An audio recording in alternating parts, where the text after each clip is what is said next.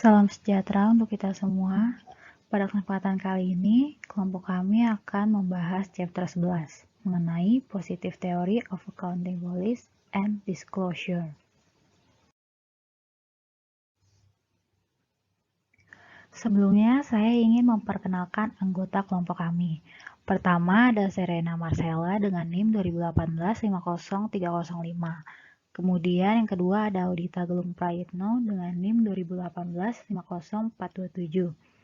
Kemudian ada saya sendiri, Mika Febriani, dengan NIM 2018-50432. Kemudian ada Kristi Zain Arlen dengan NIM 2018-50438. Dan terakhir ada Sheila Andriani dengan NIM 2018-50589. Nah, pada chapter ini ada beberapa pembahasan yang akan dijelaskan oleh kelompok kami, yaitu dari background early demand for theory sampai dengan issues for auditors.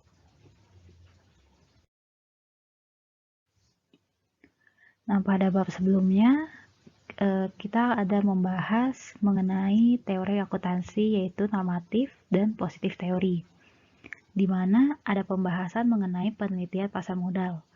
Namun, penelitian tersebut belum bisa memberikan semua pengetahuan yang dibutuhkan oleh para peneliti, praktisi maupun regulator akuntansi. Nah, penelitian pasar modal tersebut merupakan gelombang pertama dari teori positif.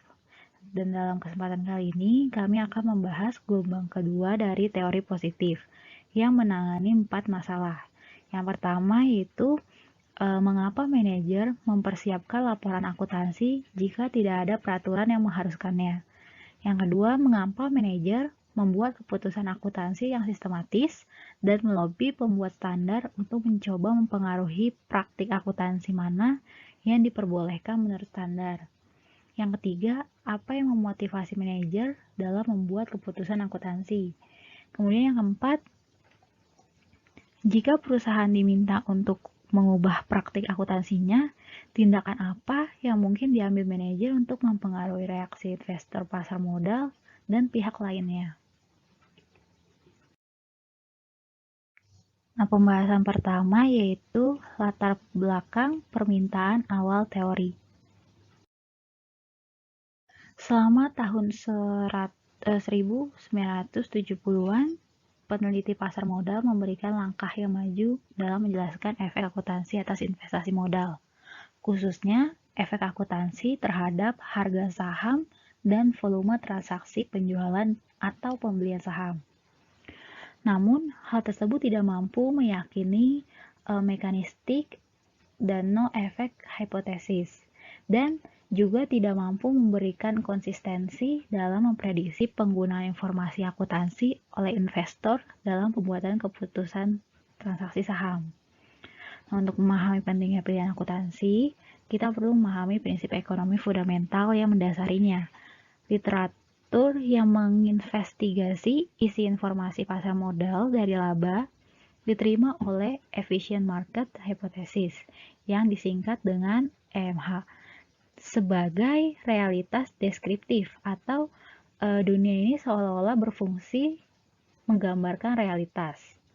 Nah, seperti teori klasik, IMH ini bergantung pada asumsi pasar sempurna, di mana harga akan segera disesuaikan untuk mencerminkan informasi akuntansi.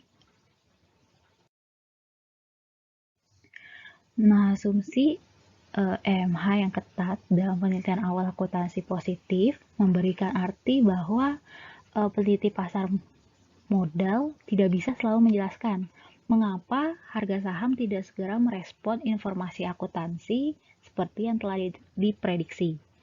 Nah, dengan demikian, ketika mereka menginvestigasi reaksi pasar terhadap rilis praktik akuntansi dan pendapatan perusahaan, peneliti membuat beberapa pengamatan signifikan yang mendorong minat pada pengembangan teori positif atas pilihan kebijakan akuntansi. Pengamatan tersebut meliputi yang pertama, perusahaan memberikan laporan akuntansi meskipun padahal sebelumnya peraturan tidak mengharuskan mereka untuk memberikan laporan tersebut. Dan kemudian perusahaan melakukan audit atas laporan tersebut, yang dimana audit tersebut memerlukan biaya. Nah, oleh karena itu, manajer yang rasional tidak akan mengizinkan perusahaan untuk mengeluarkan biaya jika tidak melihat adanya manfaat dari penyediaan informasi akuntansi tersebut. Maka dari itu, peneliti mempertanyakan, apa manfaatnya pengeluaran biaya untuk menyiapkan laporan keuangan tersebut? Kemudian yang kedua, perusahaan melakukan lobby yang berkaitan dengan standar akuntansi yang diusulkan. Lobby ini adalah kegiatan yang membutuhkan biaya yang mahal dan manajer yang rasional akan terlibat di dalamnya hanya jika manfaatnya melebihi biaya. Para peneliti mulai bertanya, apa yang akan menjadi manfaat dari lobby ini? Kemudian yang ketiga, perusahaan membuat pola yang konsisten dari pilihan kebijakan akuntansi di antara berbagai alternatif yang bersaing. Dan pilihan kebijakan akuntansi ini tampaknya akan terkait dengan karakteristik atau atribut dari perusahaan. Sekali lagi, para peneliti ingin tahu bagaimana penjelasan hubungan ini. Kemudian yang keempat, secara keseluruhan, perusahaan itu cenderung memiliki metode akuntansi yang menerapkan tindakan konservatif laba, aset, dan juga ekuitas. Maka dari itu peneliti dipaksa untuk bertanya mengapa. Dalam hipotesis informasi tidak dapat menjelaskan pengamatan ini. Maka dari itu peneliti mengembangkan teori yang dibangun atas premis kontrak dan monitoring yang meliputi contracting teori dan juga agensi teori. Selanjutnya adalah contracting teori. Dalam contracting teori, perusahaan dicirikan sebagai legal nexus atau koneksi dari hubungan kontraktual antara pemasok dan konsumen faktor-faktor produksi. Perusahaan akan selalu ada karena menyediakan biaya yang murah bagi individu untuk bertransaksi melalui organisasi pusat daripada melakukannya secara individual. Misalnya, jika kita ingin membeli es krim, pasti kita sebagai konsumen akan lebih milih langsung membeli es krim pada perusahaan dibanding harus mengkontrak peternak sapi buat susu yang dibutuhin pas bikin es krim, atau terus mengkontrak penebang pohon buat bikin gagangnya, terus juga mengontrak petani tebu buat gulanya. Kan itu lebih ribet ya. Nah, jadi dalam arti yang lebih umum, daripada semua pemasok faktor-faktor produksi secara individual melakukan kontrak dengan konsumen atas output mereka, lebih baik kontrak ini diambil oleh perusahaan untuk menghubungkan antara beberapa kelas pemasok dan konsumennya. Coase juga berpendapat bahwa perusahaan ada karena perusahaan ini merupakan bentuk efisien dari kontrak penghubung dalam mengatur dan mengkoordinasi kegiatan ekonomi, serta mampu mengurangi biaya kontrak. Meskipun penting untuk mengetahui bahwa perusahaan itu melibatkan banyak kontrak, teori akuntansi positif biasanya berfokus pada kontrak manajemen dan juga kontrak hutang. Kedua kontrak ini adalah kontrak keagenan. Dan dalam teori keagenan akan menyediakan banyak sumber penjelasan untuk praktik akuntansi yang ada. Nah, selanjutnya kita masuk ke agensi teori.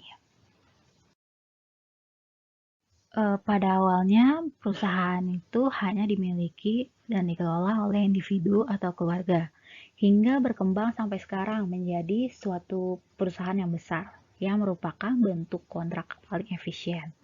Dalam hal ini juga timbul perbedaan keagenan, di mana pemilik tidak lagi sepenuhnya bisa mengelola perusahaan, sehingga membutuhkan professional manager sebagai agen untuk mengelolanya.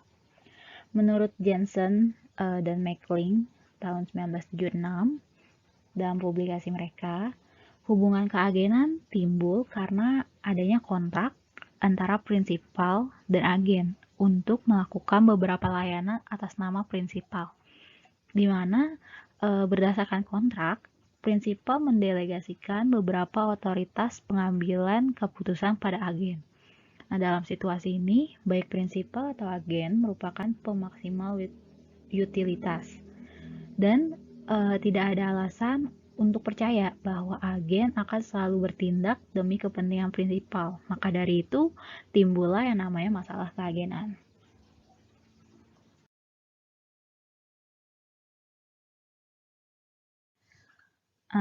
Masalah keagenan tersebut menimbulkan yang namanya biaya keagenan. Biaya keagenan sendiri merupakan sejumlah uang yang timbul dari penurunan kesejahteraan prinsipal karena adanya perbedaan kepentingan antara prinsipal dan agen. Biaya ini dibagi menjadi 3. Yang pertama yaitu monitoring cost. Monitoring cost merupakan biaya pemantau perilaku agen atau biaya yang dikeluarkan untuk mengukur, mengamati, dan juga mengendalikan perilaku agen. Contohnya adalah biaya audit. Biaya ini pertama kali dikeluarkan oleh prinsipal, namun untuk melindungi pengeluaran yang lebih besar, prinsipal menyesuaikan remunerasi agen sehingga akhirnya agen menanggung biaya tersebut. Yang pada akhirnya prinsipal akan membayar agen sesuai dengan tingkat monitoring cost yang diharapkan atau biasa disebut sebagai price protection.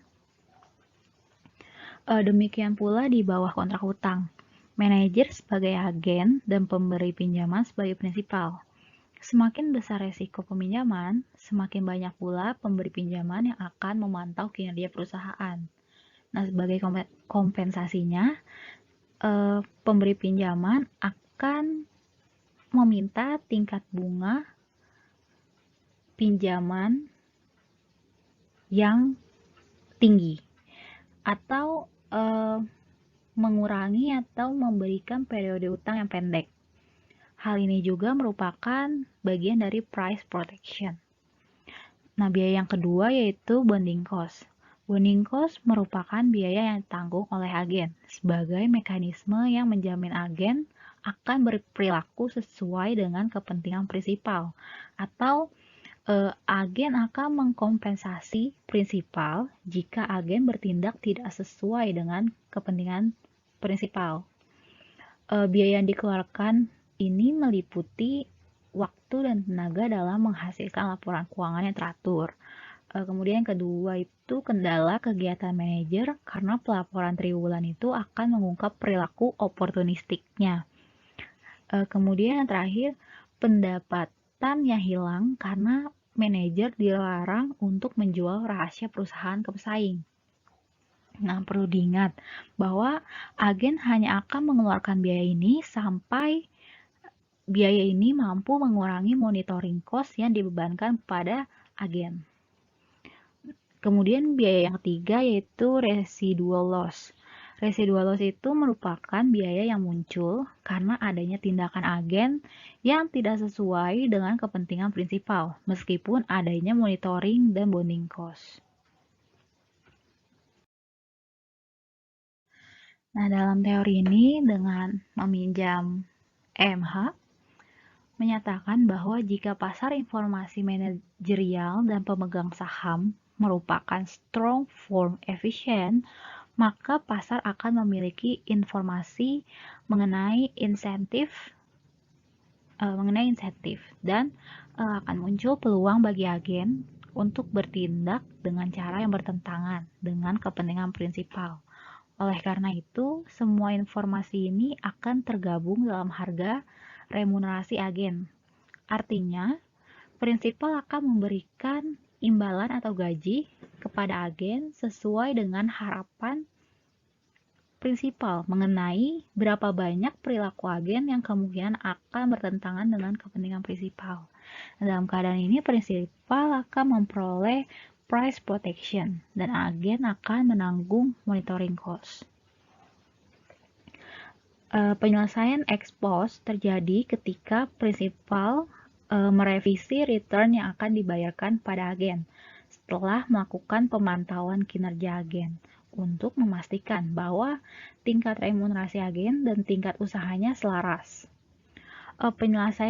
Penyelesaian ex post pada akhir periode merupakan price protection yang efektif untuk awal periode berikutnya.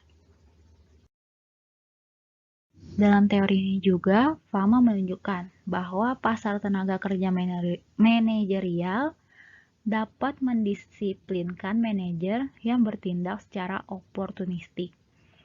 Pasar menggabungkan gaji manajer dengan ekspektasi bahwa agen akan bertindak secara oportunistik dengan didasarkan pada kecenderungan melakukannya di masa lalu. Dengan demikian, manajer yang sedang mencari pekerjaan baru akan dibayar sesuai ekspektasi pasar terhadap perilaku mereka dalam melayani kepentingan prinsipal atau pemegang saham yang didasarkan pada kinerja manajer di masa lalu. Nah, sebagaimanapun tata kelola perusahaan, masalah keagenan akan tetap timbul. Dengan demikian akan timbul residual opportunism yang ditanggung oleh agen dalam strong form efficient market karena hilangnya reputasi manajer. Ketika asumsi pasar efisien sempurna dilonggarkan, agen akan merasa tidak akan ada hukuman bagi mereka jika mereka bertindak tidak sesuai dengan prinsipal.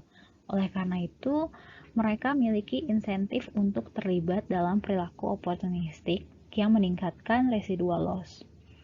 Ketertarikan dari teori keagenan ini yaitu bahwa teori ini menghubungkan antara peran akuntansi maksudnya menghubungkan peran akuntansi sebagai bagian mekanisme bonding dan monitoring yang berkaitan dengan traditional stewardship role of accounting. Nah, penjelasan selanjutnya akan dibahas oleh teman saya. Terima kasih. Baik, saya akan melanjutkan pembahasan mengenai price protection and shareholder atau manager agency problems. Pada price protection dan shareholder atau manager agency problem mengenai pemisahan kepemilikan dan pengendalian yang menunjukkan bahwa manajer sebagai agen dari shareholder harus bertindak untuk kepentingan mereka. Akan tetapi kepentingan agen ini mungkin bertentangan dengan kepentingan yang dimiliki oleh pemegang saham. Kepemilikan sebagian atau tidak adanya kepemilikan dari sebuah perusahaan oleh manajemen memberikan sebuah insentif bagi manajer untuk berperilaku dalam cara yang bertentangan dengan kepentingan pemegang saham. Hal ini dikarenakan manajemen ini tidak menanggung biaya full atau full cost dari setiap perilaku yang disfungsional. Nah, semakin sedikit kepemilikan manajer dalam perusahaan, maka akan berpengaruh terhadap semakin besar kemungkinan adanya perbedaan kepentingan antara prinsipal dengan agen. Manajer menanggung biaya monitoring yang dilakukan oleh prinsipal, sehingga manajerlah penentu dari biaya monitoring tersebut. Nah, jika manajer memberi keyakinan yang tinggi bahwa manajer akan berlaku atau berperilaku sesuai kepentingan shareholder dan harga pasar meningkat demi kemakmuran shareholder, maka biaya monitoring itu akan berkurang. Nah, dalam teori agensi pun tidak ada alasan untuk mempercayai bahwa agen akan selalu bertindak sesuai kepentingan utama si prinsipal. Nah, maka dari itu perbedaan kepentingan antara manajer dan shareholder atau prinsipal dapat memunculkan yang namanya beberapa problem. Yaitu yang pertama ini ada risk aversion problem atau penghindaran masalah. Lalu yang kedua ini ada dividend retention. Dan yang ketiga ini ada horizon problem. Yang masing-masing problem ini akan dijelaskan di slide selanjutnya. Nah, untuk problem atau masalah yang pertama ini adalah risk aversion problem, yaitu penghindaran risiko. Risk aversion ini adalah suatu masalah yang disebabkan oleh hubungan antara risiko dengan return. Manajer kurang menyukai risiko dibandingkan dengan prinsipal, dan menurut pemegang saham, semakin tinggi risiko, semakin tinggi juga potensi pengembaliannya. Oleh karena itu, biasanya prinsipal ini lebih menyukai investasi yang menjanjikan return yang tinggi, namun memiliki resiko yang tinggi pula. Sementara di sisi manajer memiliki resiko kehilangan atas pekerjaannya atau dibayar dengan rendah apabila si investasinya ini gagal karena tidak mampu mengelola resiko yang tinggi tersebut dengan baik. Sehingga menyebabkan manajer ini kurang menyukai investasi yang memberikan return tinggi namun memiliki resiko yang tinggi juga.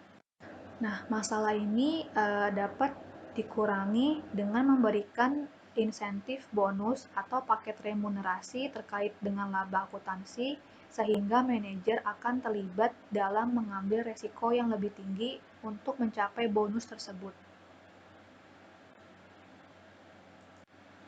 Nah, untuk masalah atau problem yang kedua ini yaitu dividend retention. Di dividend retention ini, manajer lebih menyukai membayarkan lebih sedikit dividen dibandingkan yang pemegang saham inginkan. Nah, hal ini dikarenakan manajer ingin mempertahankan uang dalam perusahaan untuk membayar gaji mereka atau memperbesar ukuran perusahaan dan memperbesar ruang lingkup kekuasaan mereka. Dalam hal ini ditentang oleh pemegang saham karena mereka lebih menyukai memperoleh dividen sehingga mereka dapat berinvestasi lebih lanjut dimanapun yang mereka inginkan. Nah, untuk masalah yang ketiga yaitu horizon problem. Masalah ini terjadi akibat perbedaan horizon waktu antara manajer dan pemegang saham. Karena pemegang saham ini lebih memperhatikan cash flow perusahaan dalam jangka panjang, karena nilai saham mereka merupakan present value dari future cash flow. Akan tetapi, manajer hanya memperhatikan cash flow perusahaan dalam jangka waktu yang pendek, yakni selama manajer tersebut tetap berada di perusahaan. Oleh karena itu, manajer cenderung memilih proyek yang membawa keuntungan besar dalam jangka waktu pendek, tetapi mengorbankan keuntungan jangka panjang. Hal ini tentunya dapat membuat perusahaan melaporkan profit yang lebih besar dan menimbulkan kesan bahwa manajemen telah bekerja dengan baik. Untuk menghindari adanya masalah ini, prinsipal memastikan bahwa manajer ini mengambil kebijakan yang bersifat jangka panjang perusahaan, yaitu dengan memberi bonus dalam bentuk saham. Terkait dengan hal itu, ada cara spesifik kontraktual atau kontrak spesifik yang dilakukan oleh prinsipal untuk mendorong manajer ini agar bertindak sesuai kepentingan prinsipal. Jadi yang pertama ini dengan menyediakan rencana bonus di mana batas atas bonus ini sebagian tergantung pada rasio pembayaran dividen atau dividen payout ratio perusahaan. Hal ini untuk mengurangi yang namanya masalah pada dividen retention. Lalu yang kedua ini membayar manajer lebih berdasarkan pergerakan harga saham. Misalnya nih, jika pergerakan harga saham baik di pasar, maka akan ada tambahan gaji. Atau sebaliknya, ketika manajer mendekati masa pensiun. Hal ini untuk mengurangi namanya horizon problem. Yang ketiga ini membayar bonus pada tingkat progresif sebagai peningkatan keuntungan yang dilaporkan. Hal ini untuk meminimalkan masalah pada risk aversion. Dan yang terakhir ini remunerasi manajer dikurangi dengan kompensasi berbasis saham ketika kepemilikan si manajer di perusahaan ini meningkat. Hal ini untuk mengurangi masalah pada risk aversion. Sekian dari pembahasan bagian saya. Untuk pembahasan lainnya akan dijelaskan oleh teman saya pada slide selanjutnya. Terima kasih. Selanjutnya saya akan membahas tentang shareholder, debt holder, agency problem. Nah, ketika kita membahas peran kontrak hutang dalam konteks keagenan, kita berasumsi bahwa manajer adalah pemilik tunggal perusahaan atau memiliki kepentingan yang sepenuhnya selaras dengan kepentingan para pemegang saham. Dalam hal ini, prinsipal atau atasan sebagai debt-holder dan agen adalah manajer yang bertindak atas nama pemegang saham. Nah, seperti yang kita tahu, nilai perusahaan itu terdiri dari nilai hutang yang ditambah dengan nilai ekuitas. Maka salah satu cara untuk meningkatkan nilai ekuitas adalah dengan meningkatkan nilai perusahaan yang melibatkan kontrak yang efisien dan mentransfer kekayaan dari debt holders yang melibatkan perilaku oportunistik. Menurut Smith dan Warner, ada 4 metode untuk mentransfer kekayaan dari debt holders atau perilaku oportunistik. Yang pertama itu pembayaran dividen yang berlebihan, pertukaran aset, underinvestment, dan claim dilution. Yang pertama, pembayaran dividen yang berlebihan. Pembayaran dividen yang berlebihan muncul ketika hutang dipinjamkan kepada perusahaan dengan asumsi tingkat pembayaran dividen tertentu.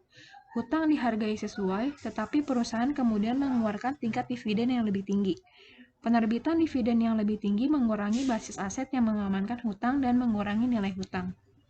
Yang kedua, pemegang saham telah menerima uang, namun karena kewajiban yang terbatas membuat mereka tidak ikut bertanggung jawab atas utang perusahaan jika terjadi kebangkrutan.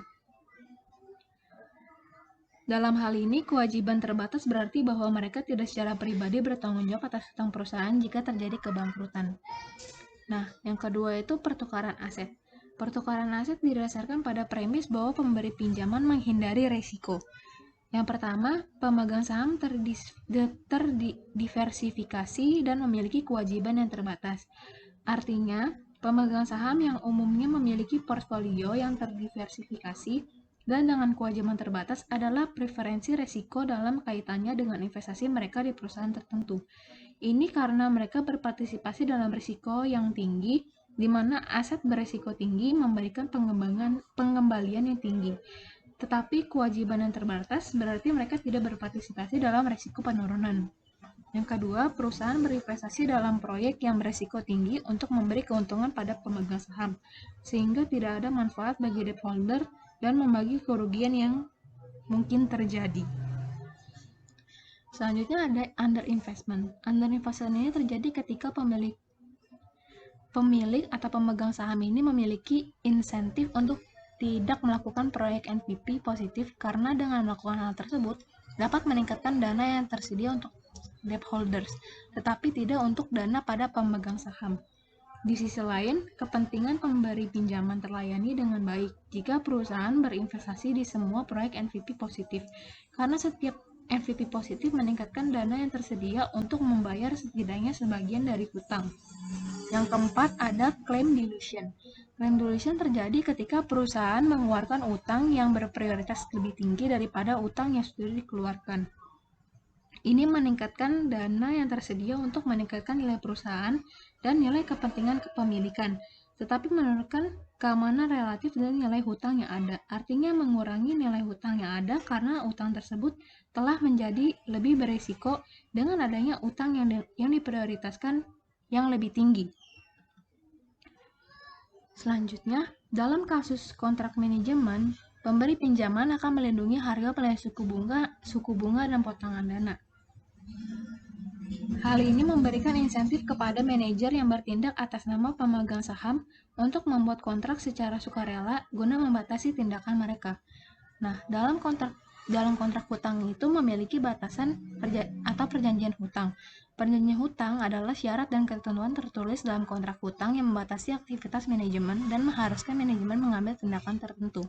Terdapat 4 kategori perjanjian yang terkandung dalam kontrak hutang, yaitu yang pertama, perjanjian yang membatasi peluang produksi investasi perusahaan, di mana perjanjian ini dirancang untuk mengurangi substitusi aset dan kurangnya investasi. Yang kedua, perjanjian yang membatasi pembayaran dividen dan biasanya mengikat pembayaran dividen dengan fungsi laba. Perjanjian ini menghalangi pembayaran dividen yang berlebihan. Yang ketiga, konvenan yang menahan kebijakan pembiayaan perusahaan.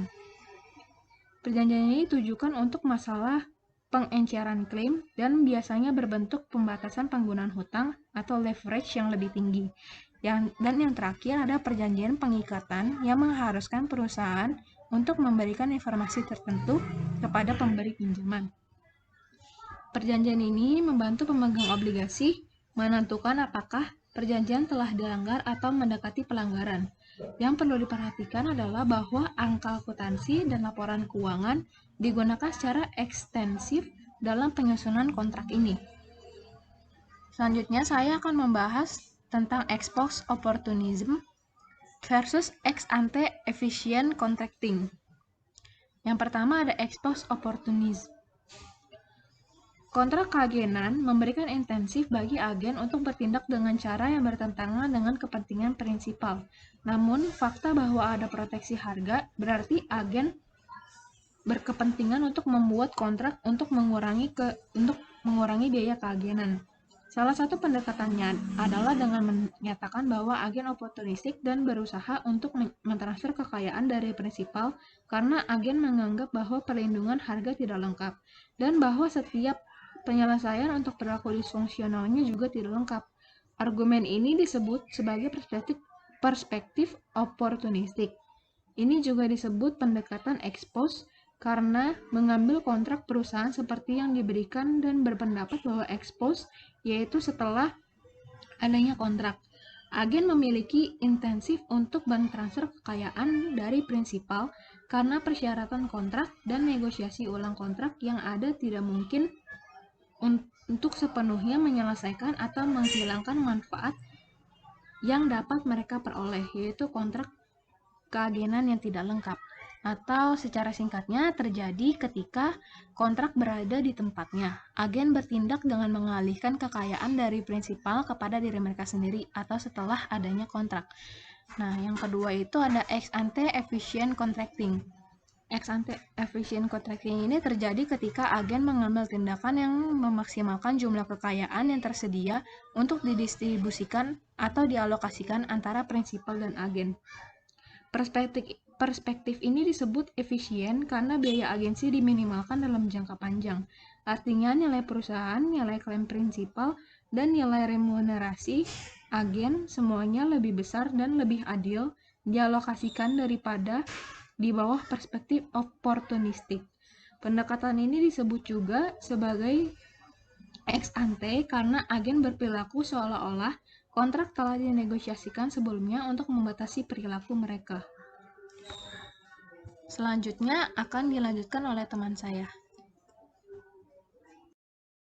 Sekarang saya akan membahas tentang signaling theory. Holthausen mendeskripsikan perspektif lebih lanjut tentang pilihan kebijakan akuntansi mengenai perspektif informasi. Berdasarkan perspektif ini, manajer secara sukarela memberikan informasi kepada investor untuk membantu pengambilan keputusan mereka. Manajer menjalankan peran ini karena mereka memiliki keunggulan komparatif dalam produksi dan penyebaran informasi. Mirip dengan perspektif kontrak yang efisien, manajer memberikan informasi untuk pengambilan keputusan karena memiliki keunggulan komparatif dan mengurangi biaya pemantauan dan biaya penyelesaian pasca. Holthausen kemudian membedakan perspektif kontrak dan informasi menurut waktu arus kas dan informasi akuntansi. Dalam perspektif informasi akuntansi mendahului atau memprediksi arus kas yang mempengaruhi nilai perusahaan. Informasi akuntansi digunakan untuk menunjukkan bagaimana nilai perusahaan dan klaim terhadapnya akan berubah. Berdasarkan perspektif kontrak yang efisien, akuntansi mencerminkan arus kas yang berubah yang mempengaruhi perusahaan, yaitu contohnya laporan akuntansi yang digunakan untuk memantau atau mengkonfirmasi peristiwa dan transaksi ekonomi yang telah terjadi. Hipotesis informasi mendasari sebagian besar penelitian pasar modal awal. Dalam studi pasar modal, manajer diasumsikan memberikan informasi untuk pengambilan keputusan oleh investor. Dengan demikian, setiap perubahan dalam metode akuntansi berarti bahwa informasi telah berubah dan keputusan investasi harus berubah. Pada gilirannya, perubahan dalam keputusan investasi harus disesuaikan dengan harga saham atau volume dan volatilitas perdagangan. Hipotesis informasi selaras dengan teori pesinyalan, di mana manajer menggunakan akun untuk memberi sinyal, harapan, dan niat mengenai masa depan. Menurut teori pesinyalan atau teori signaling theory, jika manajer mengharapkan tingkat pertumbuhan masa depan yang tinggi oleh perusahaan, mereka akan mencoba memberi sinyal kepada investor melalui akun.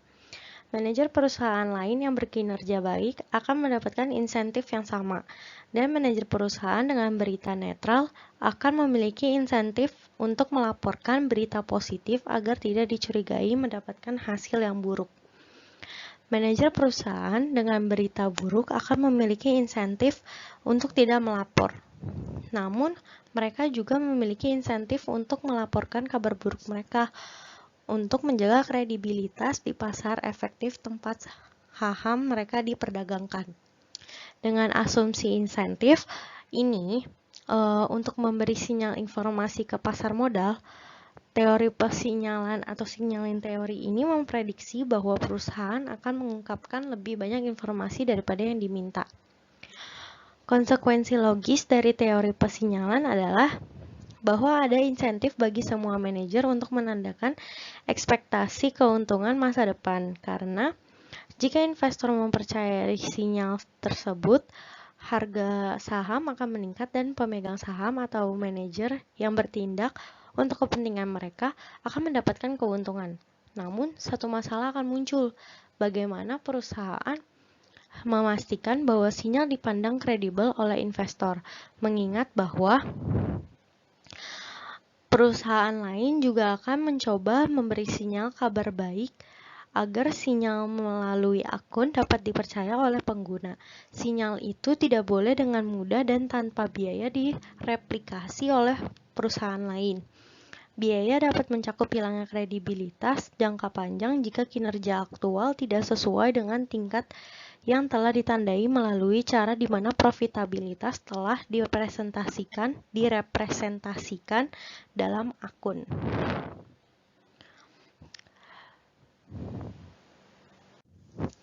Salah satu caranya adalah dengan memberikan kredibilitas tambahan pada sinyal pendapatan dengan memberikan sinyal dividen. Ini mahal karena melibatkan pembayaran tunai kepada pemegang saham. Lebih jauh lagi, perusahaan umumnya memperhalus dividen mereka dan manajer sangat enggan untuk mengurangi dividen.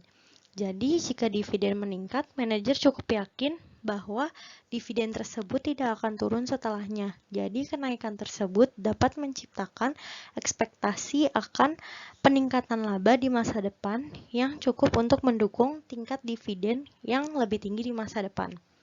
Penelitian insentif pesinyalan mencakup penelitian yang menyelidiki mengapa perusahaan secara sukarela mengungkapkan berita buruk, mengurangi dan meningkatkan dividen, serta memperlancar pendapatan dan menilai kembali serta merusak aset, dan mengenali aset yang dihasilkan secara internal. Selanjutnya kita akan membahas mengenai political processes. Sebelumnya, teori akuntansi positif itu juga memodelkan proses politik yang melibatkan hubungan antara perusahaan dan pihak lain yang berkepentingan dengan serikat pekerja dan kelompok masyarakat. Seperti dalam konteks kontrak hutang dan kompensasi manajemen, akuntansi penting dalam proses politik sebagai salah satu sumber informasi tentang perusahaan. Perbedaan utama antara pasar politik dan pasar modal adalah bahwa secara umum permintaan yang lebih sedikit, dan oleh karena itu lebih sedikit insentif untuk produksi informasi di pasar politik. Analisis ekonomi menunjukkan bahwa ini hasil dari manfaat marginal yang lebih rendah bagi individu dalam proses politik, karena lebih sulit bagi individu atau kelompok untuk menangkap manfaat dari informasi tersebut. Ada biaya informasi yang tinggi bagi individu, heterogenitas atau keragaman kepentingan, dan biaya organisasi. Biaya informasi yang tinggi muncul karena dalam lingkungan politik, kemungkinan bahwa tindakan seseorang akan mempengaruhi kekayaan orang tersebut sangat kecil. Setiap individu hanyalah salah satu dari banyak pemilih di area politik. Ada banyak keputusan politik yang dibuat setiap saat, dan banyak di antaranya yang kemungkinan besar akan mempengaruhi kekayaan individu tersebut. Untuk mendapatkan informasi tentang semua masalah kemungkinan tidak akan menguntungkan secara biaya mengingat kecilnya kemungkinan bahwa individu tersebut akan mempengaruhi hasil politik. Biaya politik dapat dibagi di antara individu-individu. Contohnya itu seperti keputusan politik menaikkan harga susu sebesar 10 sen per liter. Biayanya tersebar ke seluruh konsumen, tetapi jumlah total yang diterima oleh perusahaan susu itu cukup besar. Biaya atau manfaat lobby untuk individu tinggi. Jika konsumen membentuk kelompok kepentingan dan lobby kelompok, maka ini meningkatkan kemungkinan hasil politik tertentu. Akan tetapi heterogenitas kepentingan dalam kelompok seperti bahwa tindakan kelompok tidak selalu untuk kepentingan individu tertentu. Selanjutnya, pembentukan kelompok kepentingan itu mahal. Tidak hanya anggota kelompok harus mengeluarkan biaya pencarian untuk mengidentifikasi satu sama lain untuk membentuk kelompok, tetapi kelompok tersebut mengeluarkan biaya tambahan untuk melobi penyebabnya, menginformasikan anggotanya, dan sebagainya. Biaya transaksi ini berarti bahwa individu akan memilih untuk tetap tidak mendapat informasi secara rasional, atau jika keuntungan individu cukup tinggi, mereka akan membentuk kelompok kepentingan untuk menangkap skala ekonomi dalam proses pembuatan informasi, terlepas dari biaya organisasi untuk melakukannya. Oleh karena itu, jumlah informasi yang dihasilkan untuk tujuan politik dan sosial akan bergantung pada pengaruh kebijakan pemerintah yang menyebar dan biaya transaksi dari lobby yang efektif. Oleh karena itu, karena biaya informasi yang lebih besar, imbalan yang tersebar, dan biaya pemantauan yang tinggi, ada ruang lingkup yang lebih besar untuk terjadinya sisa oportunisme. Akuntansi berperan dalam alokasi biaya politik karena angka akuntansi sering dilihat sebagai bukti dari krisis yang dipecahkan oleh politisi dan partai lain, sehingga mempromosikan kepentingan mereka sendiri. Misalnya, jika perusahaan atau industri tertentu melaporkan laba yang luar biasa tinggi, karyawan mungkin melihat laba ini sebagai akibat dari eksploitasi tenaga kerja dan lobby untuk mendapatkan gaji yang lebih tinggi. Sebagai alternatif, perusahaan memiliki insentif untuk mengurangi keuntungan yang dilaporkan jika keuntungan tersebut kemungkinan besar dianggap sebagai indikasi industri yang matang dan ada potensi politisi untuk menghapus subsidi atau tarif yang melindungi industri tersebut. Dalam kedua contoh ini, karyawan dan politisi memiliki kepentingan dalam menggunakan nomor akuntansi secara selektif untuk meningkatkan remunerasi mereka, atau tidak mungkin karyawan akan menawarkan untuk menerima upah yang lebih rendah jika perusahaan atau industrinya mengalami kerugian, atau meningkatkan profil mereka dan catatan intervensi kepentingan publik dengan mentransfer dana dari industri yang matang ke industri lain.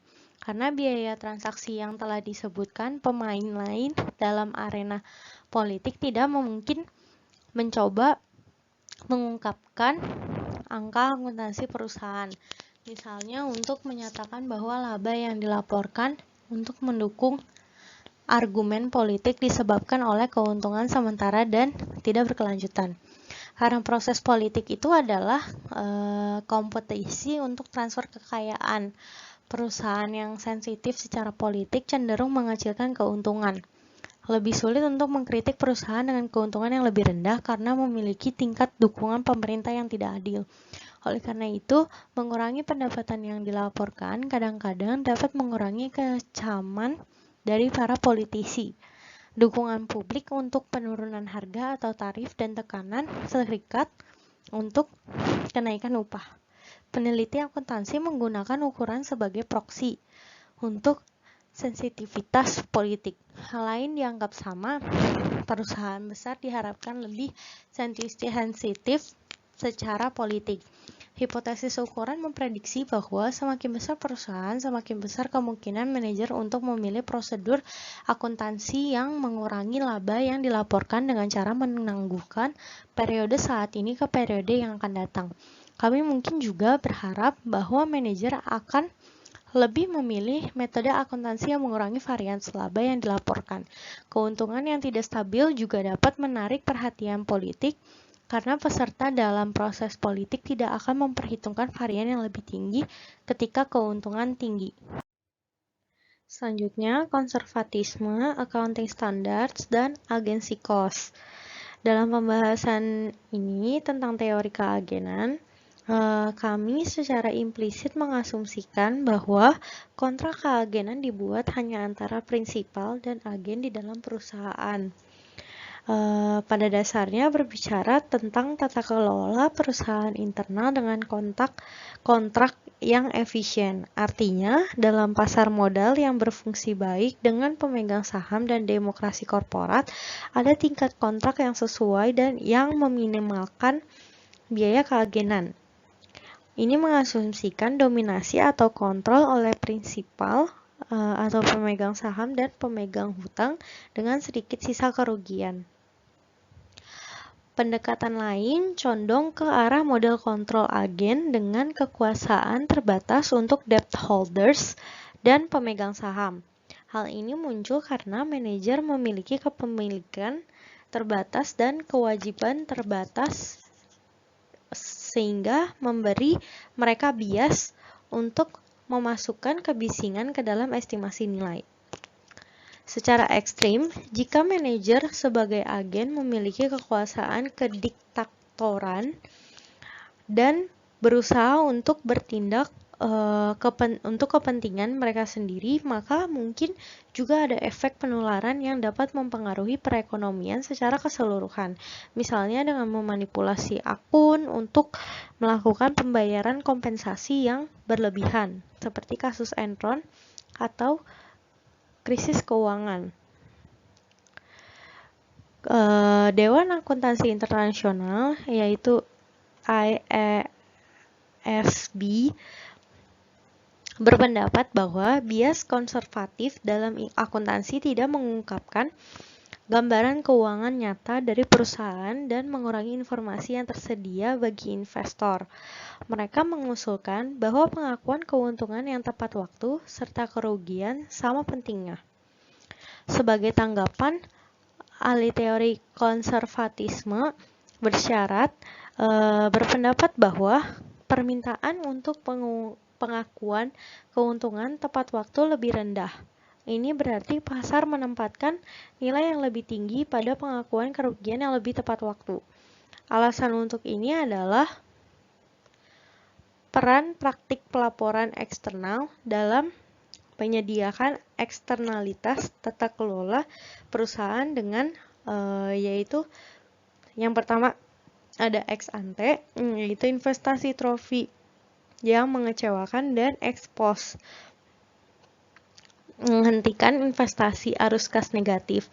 Investasi trofi adalah ketika manajemen berinvestasi dalam proyek yang memperluas kendali manajemen atau menambah prestasi. Kemudian mereka belum tentu merupakan proyek nilai sekarang bersih yang positif. Jika manajemen mengetahui bahwa mereka diharuskan oleh fitnah akuntansi untuk merusak investasi ini dalam waktu dekat, maka mereka akan berhati-hati dalam perilaku investasi mereka. Di sisi lain, informasi tentang keuntungan nilai wajar tidak terlalu diminta karena guncangan harga negatif adalah pendorong untuk negosiasi ulang kontrak. Litigasi selalu menentang tidak adanya pengakuan kerugian oleh bank dan penyedia modal hutang dan dengan membatasi pengakuan keuntungan. Hal ini membatasi kemampuan manajemen untuk membayar kompensasi kepada diri mereka sendiri atau kepada pemegang saham. Basu berpendapat bahwa permintaan konservatisme bersyarat telah meningkat selama bertahun-tahun sebagai akibat dari litigasi yang lebih tinggi dan permintaan untuk kontrak berbasis kompensasi. Auditor memberikan permintaan untuk nomor akuntansi yang didasarkan pada angka keuangan konservatif yang dapat diverifikasi secara independen dengan lebih mudah. Dalam konteks ini, regulator yang menganjurkan dimasukkannya arus kas masa depan yang belum diverifikasi yang dikapitalisasi harus menyadari dampaknya terhadap perilaku manajerial. Singkatnya, prinsip konservatisme membatasi perilaku oportunistik manajerial dengan persyaratan asimetris untuk mengakui kerugian. Akhirnya, prinsip akuntansi yang mengurangi laba yang dilaporkan mengurangi kemampuan manajer untuk melaporkan angka akuntansi oportunistik. Oleh karena itu, kemungkinan manajer dan auditor terkena sanksi meningkat atau menurun, semakin sedikit atau lebih pendapatan yang dilaporkan dipercepat atau meningkat. Selanjutnya, saya akan menjelaskan mengenai evaluating the theory. Meskipun perkembangan teori akuntansi positif telah disambut baik oleh banyak akademisi, namun dapat dikatakan belum diterima dengan baik oleh semua. Di masa lalu, peneliti akuntansi memberikan komentar dan saran untuk reformasi berdasarkan temuan penelitian untuk membantu dalam mengembangkan standar akuntansi untuk menentukan bagaimana praktisi harus memperhitungkan dengan berkonsentrasi pada pertanyaan positif daripada pertanyaan normatif. Howiason berpendapat bahwa akademisi saat ini berisiko mengabaikan peran yang sangat penting dalam masyarakat. Sebaliknya, Skipper berpendapat bahwa akademisi memberikan masukan yang sangat berharga untuk proses regulasi dengan memastikan bahwa regulator dapat memahami dan memprediksi dampak ekonomi dan sosial dari standar akuntansi alternatif, serta diberitahu mengapa manajer membuat pilihan akuntansi tertentu. Skipper menyarankan bahwa akademisi harus fokus pada penelitian akuntansi positif sebagai masukan untuk proses penetapan standar. Kritik utama lainnya terbagi dalam dua kategori utama, yaitu methodological and statistical criticism atau kritik metodologis dan statistik, dan yang kedua philosophical criticism atau kritik filosofis. Selanjutnya, saya akan menjelaskan mengenai methodological and statistical criticism. Kritik utama dari teori akuntansi positif yaitu bukti empiris yang berkaitan dengan penjelasan pemilihan kebijakan akuntansi serta efeknya terhadap harga saham dan kontrak perusahaan adalah lemah serta tidak meyakinkan. Secara khusus, kritik ini menjelaskan bahwa variabel penjelas dalam beberapa penelitian tidak signifikan dan tidak dapat diprediksi. Yang kedua, kekuatan prediksi dalam model hipotesis rendah atau lemah. Yang ketiga, terdapat kolinearitas antara variabel kontrak atau variabel penjelas. Yang keempat, model cross-seksional kurang spesifik. Dan yang kelima, ukuran seperti ukuran perusahaan untuk mengoperasionalkan biaya politik tidak didefinisikan dengan baik dalam arti teori atau dalam arti pengukuran. Selanjutnya, ada beberapa pendapat dari peneliti. Yang pertama, Martin Mackey, Bell, dan Boltzmann menemukan adanya penurunan model kekuatan prediksi, perubahan ukuran, arah, dan signifikan dari koefisien. Mereka menyimpulkan bahwa teori ini gagal untuk mengklasifikasikan hal-hal yang mengganggu pengamatan dan faktor-faktor ekonomi, bukan merupakan prediktor yang memadai untuk perilaku lobby atau lobbying behavior. Dan yang kedua, pengujian hipotesis statistik yang dilakukan oleh Christie terhadap teori akuntansi positif dapat menjelaskan pilihan prosedur akuntansi dengan menjumlahkan hasil tes dalam studi yang dipublikasikan.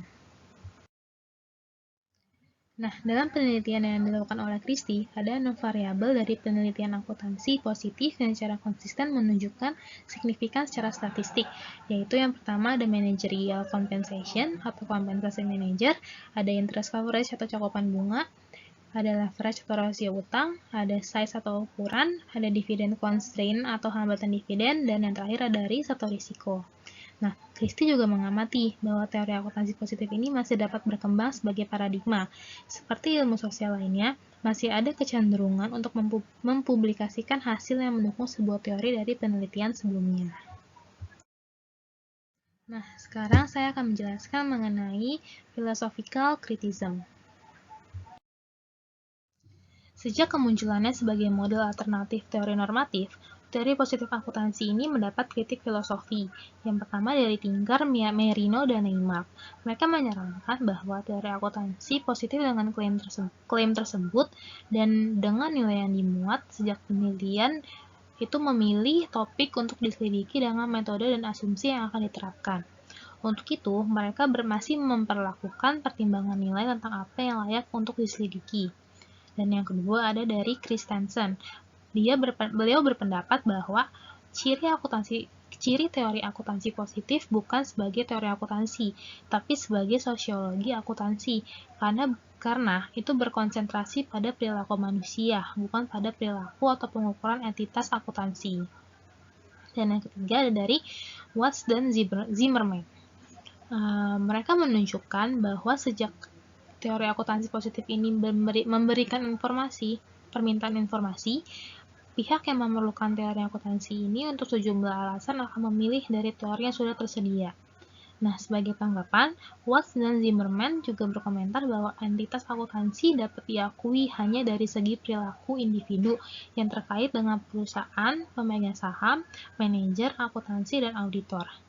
Nah, menurut mereka, metodologi teori akuntansi positif ini dapat memberikan gambaran yang berguna dan dapat memprediksi bagaimana cara dunia ini beroperasi. Namun, banyak kritikus yang mengabaikan kritik yang diajukan oleh Watts dan Zimmerman ini. Pada akhirnya, permintaan untuk praktek akuntansi konservatif ini menyediakan sumber kepengurusan akuntansi yang berpotensi mengurangi kemungkinan manipulasi akuntansi oleh manajer atau pihak lain dengan adanya peraturan nilai wajar.